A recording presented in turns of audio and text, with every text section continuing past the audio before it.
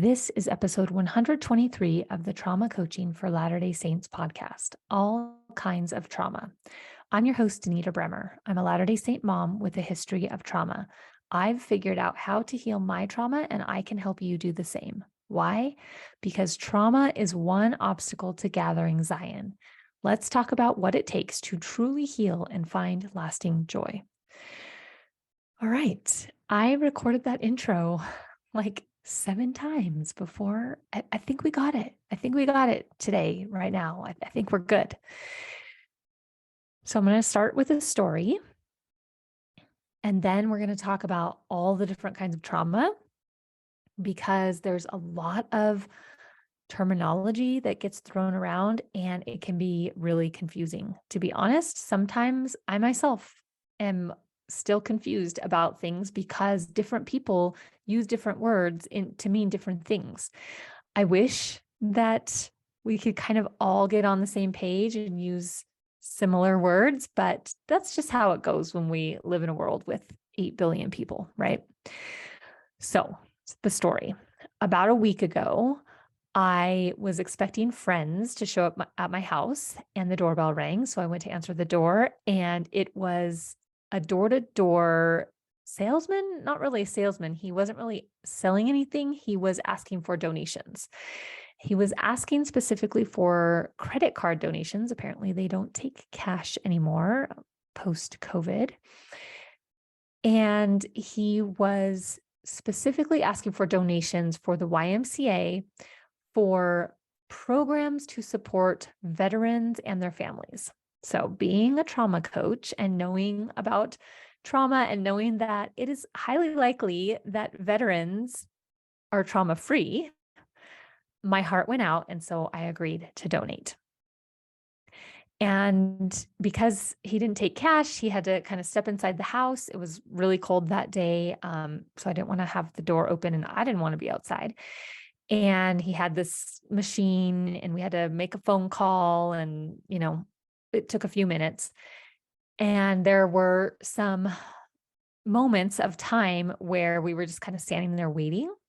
And so this young man was trying to, be kind and just sort of chat and make small talk, I guess. And so somehow it came up, what do I do? And I told him that I'm a trauma coach. And we agreed that, veterans have trauma. And that's, he's like, oh, that's so great. You do that. But somehow I mentioned to him that I work mostly with moms. And the kind of trauma I deal with is less like the kind of trauma that veterans are dealing with, likely.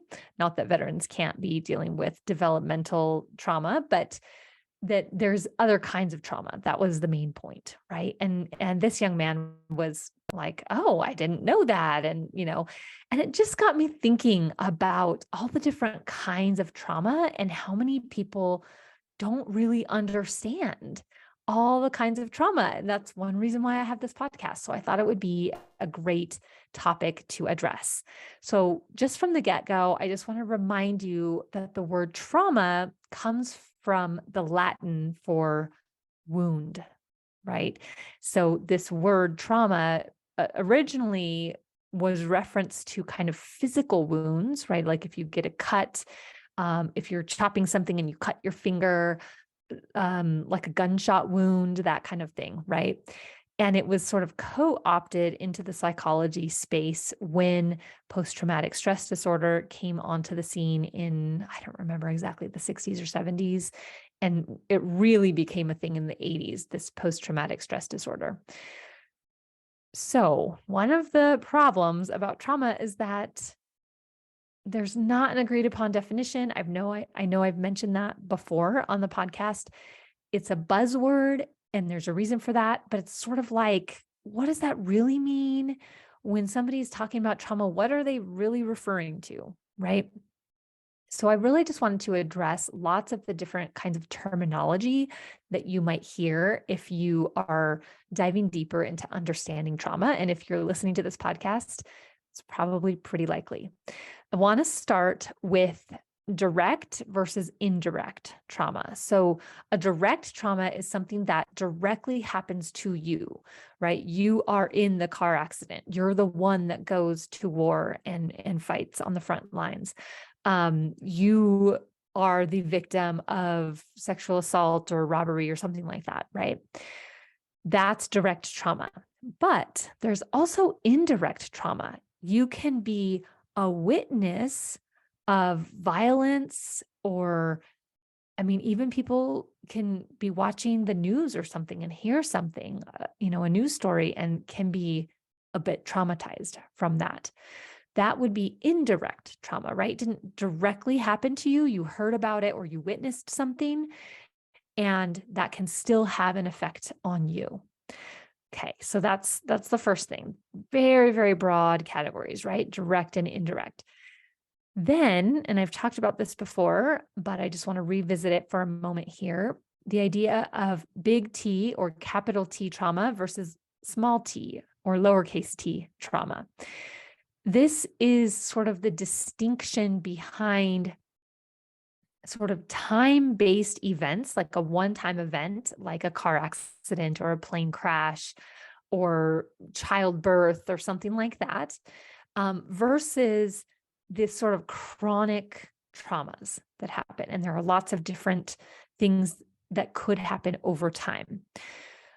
So that's big T versus little t. And the reason why we make that distinction is because when trauma was first being researched, it was thought that only these big T traumas, a veteran going to war, a car accident, a parent dying kind of thing. Like we thought that these big events were the things that kind of created trauma. And over time, we have learned that some of these daily, just everyday life things can also create trauma, right? So the big T are the things that most people think of when we think of trauma. We think of like 9/11 or, those kinds of things.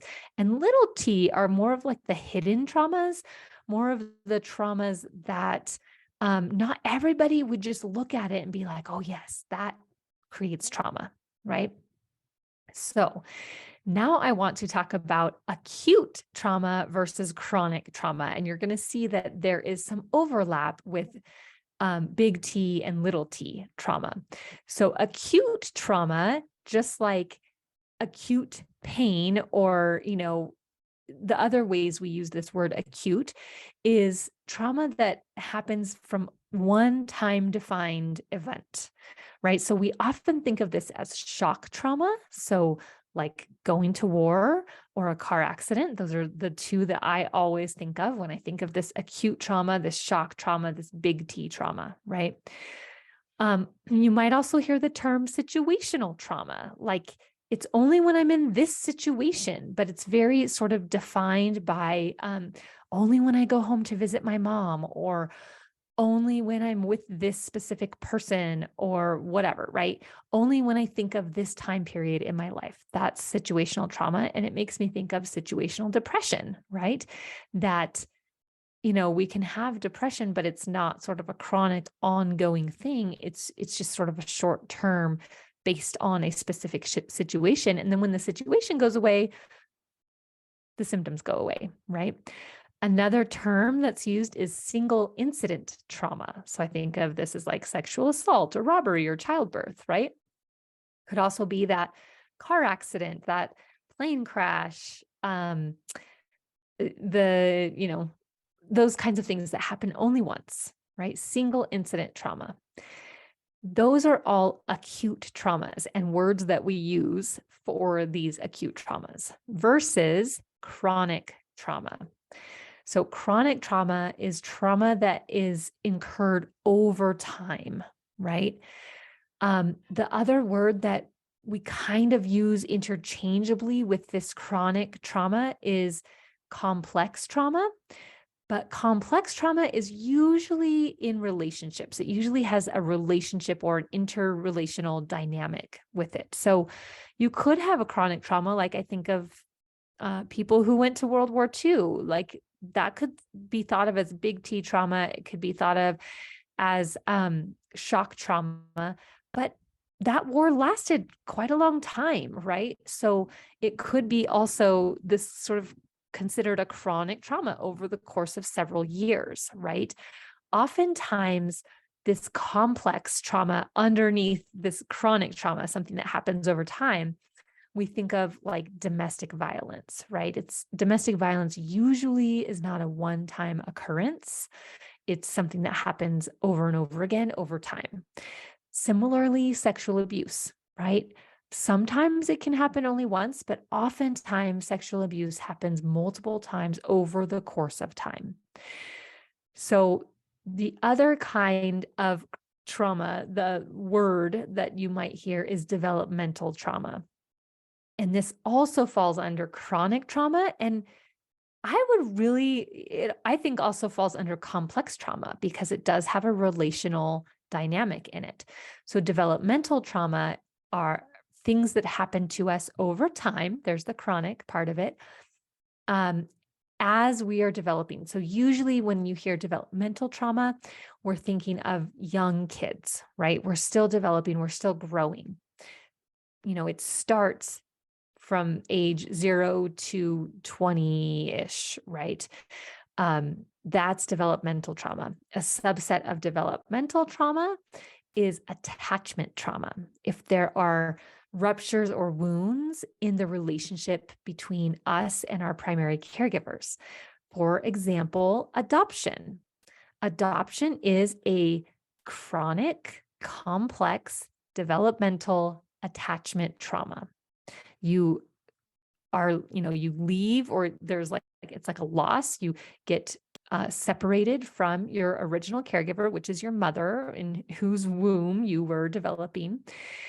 And you go and have a new mother. That can cause some wounds to happen in our nervous system, in our psyche, right? The other thing could be kind of loss of a parent. If you lost a parent when you were really young, dealing with that loss over time could develop into a trauma. Now, it doesn't necessarily, but it could.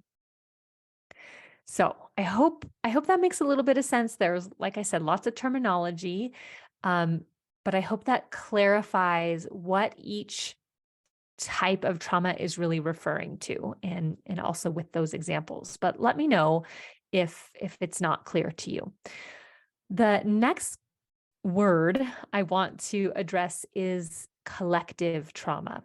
So you might have heard this on social media, is this idea of collective trauma. Collective trauma is when a whole group of people is affected in a negative way, right? In a traumatic way at the same time. So there's, again, subsets of this. There can be cultural trauma, and there could also be generational trauma. Now, that generational trauma, I'll come back to in a minute, but collective trauma is something like COVID-19, where the whole world went through this trauma together, right? Where everything was shut down and we couldn't do things that we were used to doing.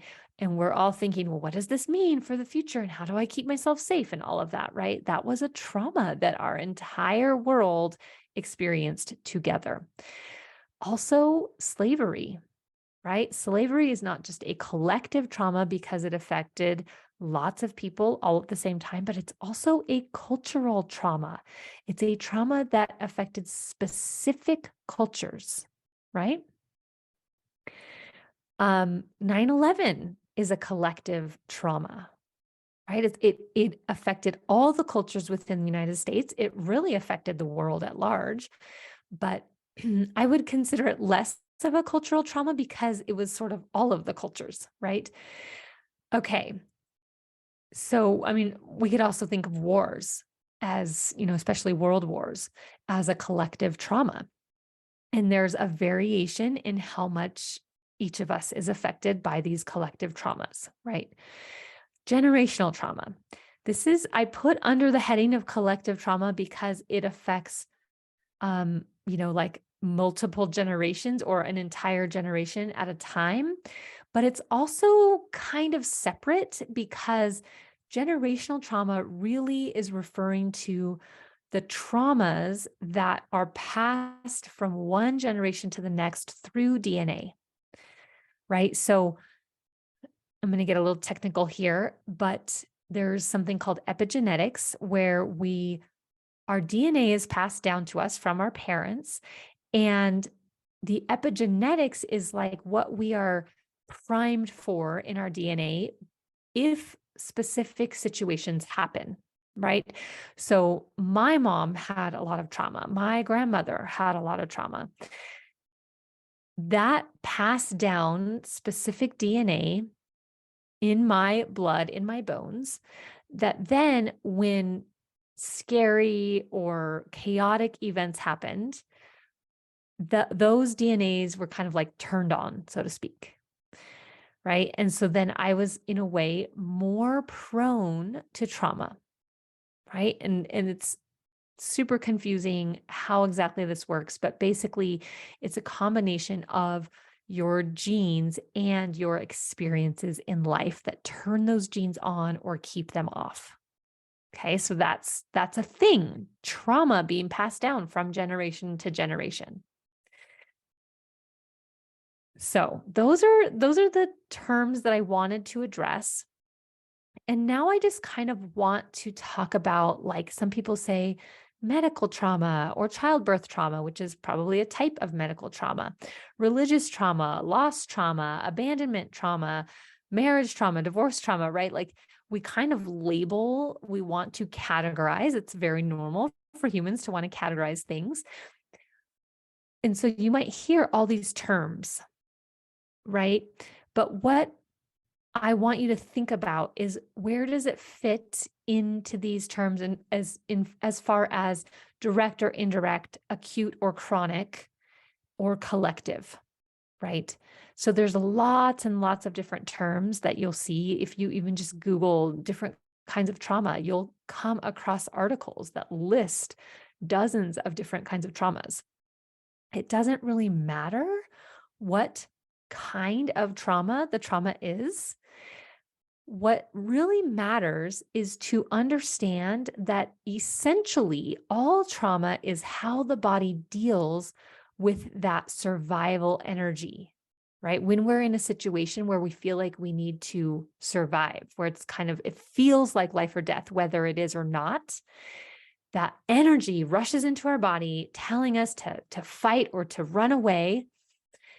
And that energy, we don't always get that energy, that stress response resolved, right? So trauma is always what or how the body is dealing with that stress response, that survival energy. Okay.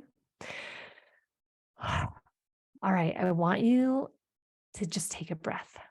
Just breathe in through your nose and out through your nose, because this can be a lot. It can be a lot hearing about all of these kinds of trauma and how to make sense of it all.